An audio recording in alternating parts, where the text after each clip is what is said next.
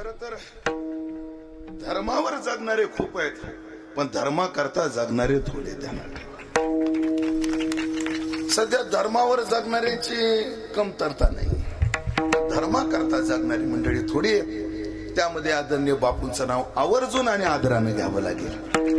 खूप गोड कार्य करतात. माझ्या दृष्टिकोनातून असं आहे भाऊ, माझं मत असं आहे, एका महाराजांनी 100 खोल्याचा मठ बांधला तो महाराज मोठा का ज्याने वारकरी संप्रदायाला 10 सेवेदारी टाळकरी दिली तो मोठा. 10 टाळकरी दिलेला मोठा. साधूचं कार्य त्यानं भुवन नाही घडवायचं, त्याने जीवन घडवायचं. नाही का, जीवन घडत घडत जर भुवन घडलं तर आनंद. जीवन घडवता घडवता जर भुवन घडलं तर त्यात काय आहे? आनंद आहे, आनंद आहे. जर तसं जर आपण म्हटलं साधून भुवन घडवायचंच नसतं तर पंढरपुरात आमच्या पूर्वसुरीच्या महात्म्यांनी धर्मशाळा बांधून ठेवल्या, आम्ही कुठे गेलो असतो पिशव्या घेऊन.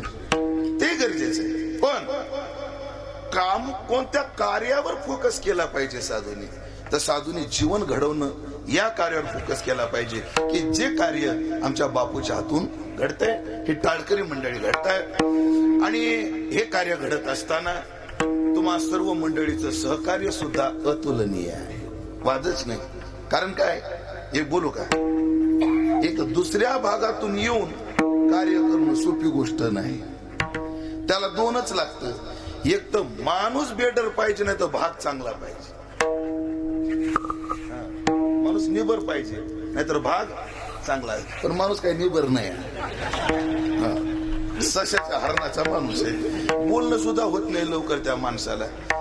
मग तरी कार्य काय झालं, भाग चांगला आहे म्हणून कार्य झालं. एखाद्याला स्वीकारायला सुद्धा काय पाहिजे, हृदय मोठं पाहिजे. मंडळी तुम्हा सर्वांचं ते आहे, तुम्ही केलेलं सहकार्य त्याने हे कार्य इथपर्यंत आलं. आणि त्या कार्याकरता तेथही देवाची अधिष्ठान पाहिजे. नाथ आपलं रामदास स्वामीचं वचन आहे की आपण जिथं कार्य करतो ते देवाचं काय पाहिजे, अधिष्ठान पाहिजे. आमचे जुने वारकरी मंडळी काय करायचे, देवाशिवाय कोणाच्या पुढे कीर्तन करायचं नाही, हो असं वारकऱ्यांचा काय नियम.